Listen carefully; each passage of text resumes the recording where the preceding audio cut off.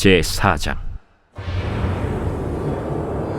아담이 그의 아내 하와와 동침하매 하와가 임신하여 가인을 낳고 내가 여호와로 말미암아 득남하였다. 그가 또 가인의 아우 아벨을 낳았는데 아벨은 양치는 자였고 가인은 농사하는 자였더라. 세월이 지난 후에 가인은 땅의 소산으로 제물을 삼아 여호와께 드렸고 아벨은 자기도 양의 첫 새끼와 그 기름으로 드렸더니 여호와께서 아벨과 그의 제물은 받으셨으나 가인과 그의 제물은 받지 아니하신지라.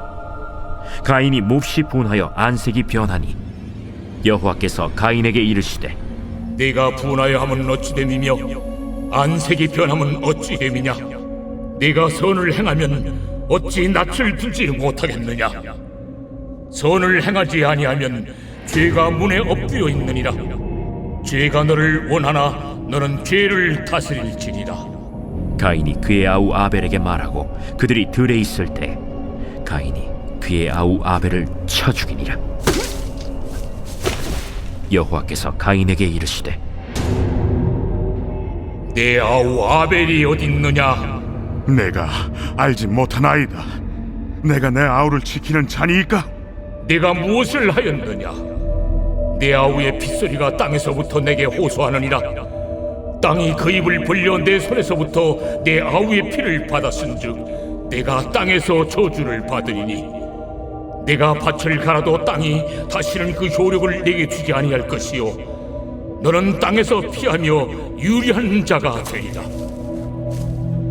내 죄벌을 지기가 너무 무거우니이다. 주께서 오늘 이 지면에서 나를 쫓아내시온즉 내가 죄의 낯을 배웁지 못하리니 내가 땅에서 피하며 유리하는 자가 될지라. 무릇 나를 만나는 자마다 나를 죽이겠나이다. 그렇지 아니하다. 가인을 죽이는 자는 벌을 7배나 받으리라. 하시고 가인에게 표를 주사 그를 만나는 모든 사람에게서 죽임을 면하게 하시니라. 가인이 여호와 앞을 떠나서 에덴 동쪽 노 땅에 거주하더니 아내와 동침함에 그가 임신하여 에녹을 낳은지라. 가인이 성을 쌓고 그의 아들의 이름으로 성을 이름하여 에녹이라 하니라. 에녹이 이랏을 낳고 이랏은 무후야엘을 낳고 무후야엘은 무드사엘을 낳고 무드사엘은 라멕을 낳았더라. 라멕이 두 아내를 맞이하였으니 하나의 이름은 아다요 하나의 이름은 실라였더라. 아다는 야발을 낳았으니 그는 장막에 거주하며 가축을 치는 자의 조상이 되었고 그의 아우의 이름은 유발이니 그는 수금과 퉁소를 잡는 모든 자의 조상이 되었으며 실라는 두발가인을 낳았으니 그는 구리와 쇠로 여러 가지 기구를 만드는 자요 두발가인의 누이는 나아마였더라. 라멕이 아내들에게 이르되 아다와 실라여 내 목소리를 들으라. 라멕의 아내들이여 내 말을 들으라. 나의 상처로 말미암아 내가 사람을 죽였고 나의 상함으로 말미암아 소년을 죽였도다. 가인을 위하여는 벌이 7배일진데 라멕을 위하여는 벌이 77배이리로다. 아담이 다시 자기 아내와 동침함에 그가 아들을 낳아 그의 이름을 셋이라 하였으니 이는 하나님이 내게 가인이 죽인 라벨 대신에 다른 씨를 주셨다. 셋도 아들을 낳고 그의 이름을 에노스라 하였으며 그때의 사람들이 비로소 여호와의 이름을 불렀더라.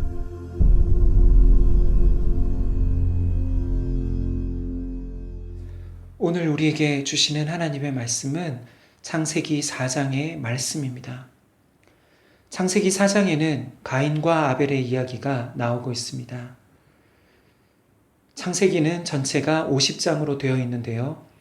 1장부터 11장에는 원시 역사라고 불리우는 곧 전 인류에 대한 내용이 나오고 12장부터 50장에는 족장 역사로 나누어질 수 있습니다. 1장부터 11장에는 크게 5개의 사건이 나오는데요. 천지창조, 타락, 가인과 아벨, 노아와 홍수 심판, 그리고 바벨탑 사건이 나옵니다. 태초에 하나님께서는 말씀으로 천지를 창조하셨습니다. 그리고 6일째 되는 날 사람을 창조하셨습니다. 그런데 사람을 창조하실 때는 다른 피조물들과 달리 하나님의 형상으로 지으셨습니다.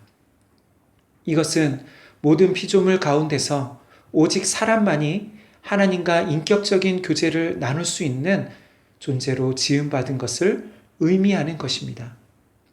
다시 말해 다른 모든 동물이나 피조물들은 본능적으로 하나님의 뜻에 따라 하나님을 섬기도록 창조되었지만 사람은 하나님의 뜻에 순종하거나 순종하지 않을 수도 있는, 때로는 하나님을 거역하고 또 그분을 대적할 수도 있는 자유를 주신 것입니다.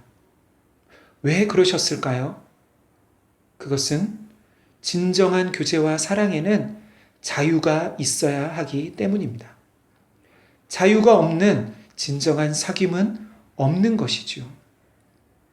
이것은 사람이 마치 로봇이나 인형처럼 버튼을 누르면 자동적으로 사랑해요, 사랑해요 라고 말하도록 지어진 것이 아니라는 것입니다.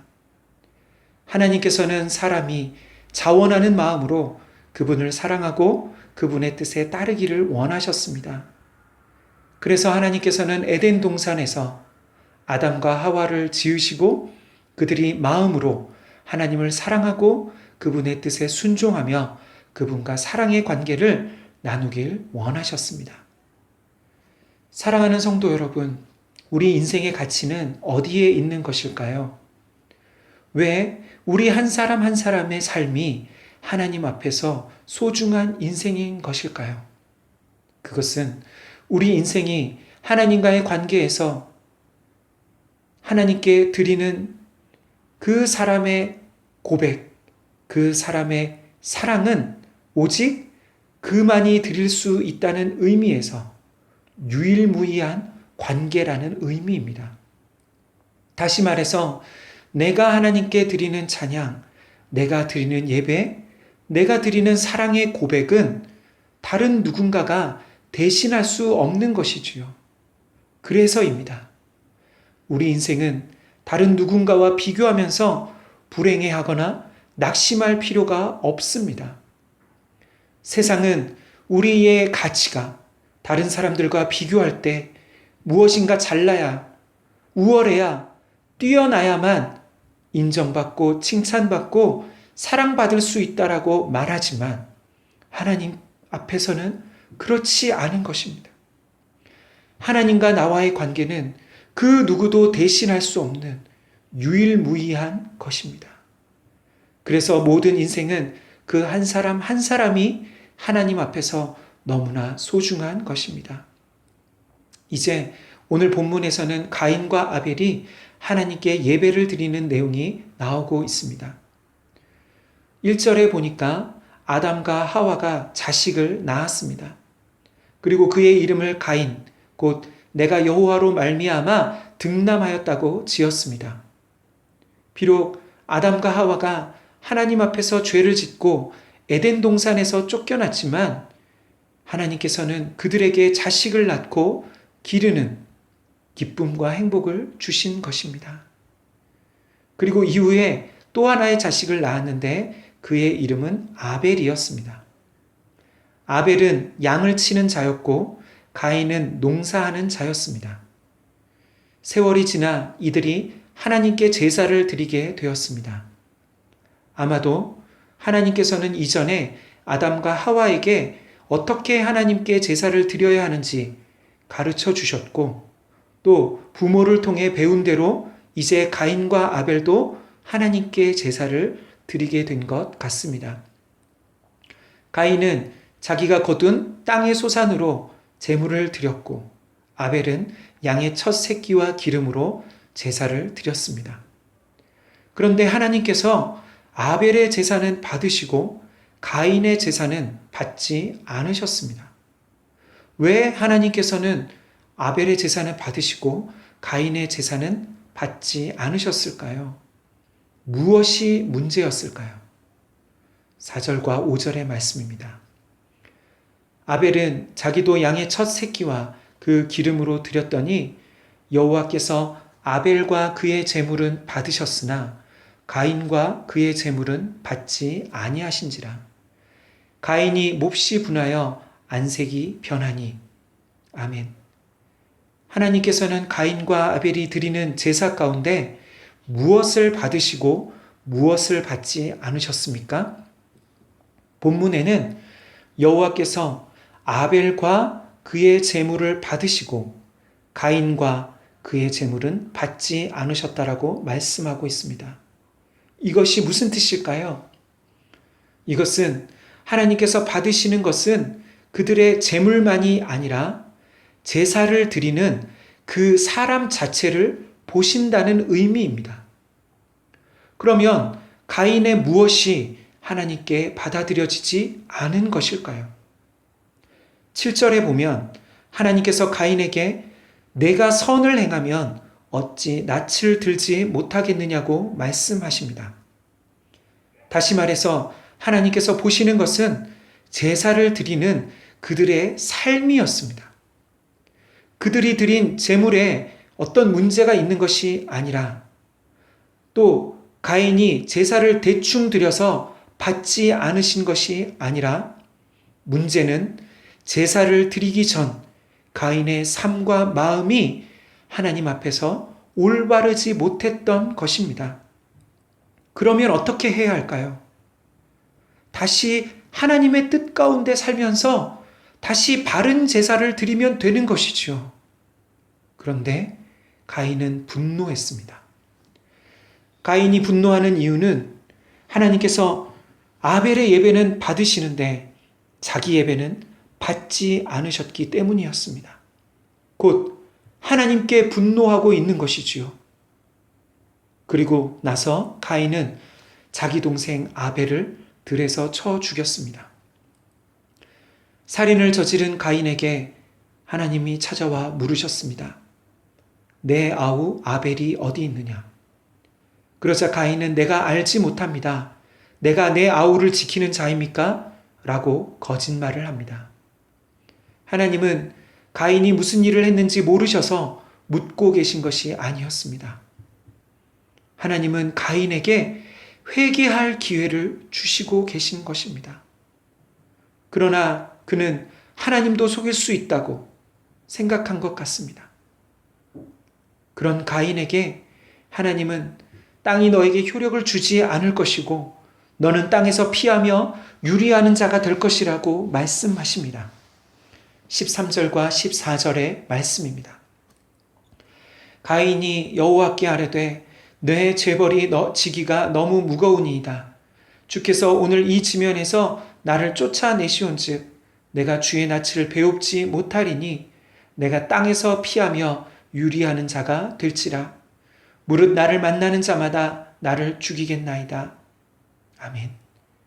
하나님의 심판을 들은 가인은 무슨 말을 해야 할까요? 하나님, 제가 잘못했습니다. 용서해 주세요. 이렇게 말하며 회개해야 함에도 불구하고 그는 자신에게 내려진 벌이 너무 무겁다고 자신만 생각하는 말만 하고 있습니다. 자신이 저지른 일이 얼마나 부모의 가슴을 아프게 한 것인지, 자기 동생에게 미안한 마음도, 무엇보다 하나님께서 미리 경고해 주셨음에도 불구하고 살인을 저지른 자신의 잘못에 대한 말은 한마디도 없습니다. 그런 가인에게 하나님은 가인을 죽이는 자는 벌을 7배나 받을 것이라고 또 표를 주시면서 그가 죽음을 당하지 않게 하셨습니다. 이것이 인류 역사 가운데 일어난 최초의 살인이었습니다. 그 최초의 살인이 형제 간에 일어난 일이었습니다. 그것도 예배 때문에 일어난 일이었습니다. 사랑하는 성도 여러분, 죄란 무엇입니까? 무엇보다 죄는 관계를 깨뜨리는 것입니다. 죄는 먼저 하나님과의 관계가 깨어지고 그리고 부모와 자식 그리고 형제 간의 관계가 깨어지게 만들었습니다. 가인은 동생 아벨을 쳐 죽이는 일을 통해 그 부모의 마음을 찢어 놓았습니다. 그리고 하나님께 분노하면서 하나님 대신에 하나님의 형상으로 지어진 사람을 죽였습니다. 그리고 하나님의 심판 앞에서 자신의 잘못을 인정하고 회개하기보다는 그 벌이 너무 중하다고 말하며 자신만 생각하고 있는 모습인 것입니다. 사랑하는 성도 여러분, 하나님께서 원하시는 신앙은 무엇일까요? 그것은 무엇보다 하나님을 사랑하고 이웃을 사랑하는 것입니다. 이 둘은 분리될 수 없는 것이지요. 하나님께서는 우리가 드리는 예배만이 아니라 우리가 살아가는 일주일 동안의 삶, 다른 이웃들과의 관계를 보고 계십니다. 기독교의 신앙은 내가 살기 위해서 남이 죽든지 말든지 자기만 생각하는 것이 아닙니다.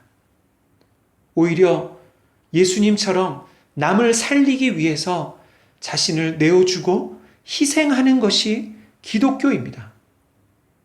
그런데 오늘날 한국교회는 자신만 생각하는 세상의 이익 집단과 비슷한 모습이 되어버린 것 같습니다. 오늘 하루 우리의 삶이 하나님께서 받으실 만한 산 제사가 되기를 간절히 소망합니다.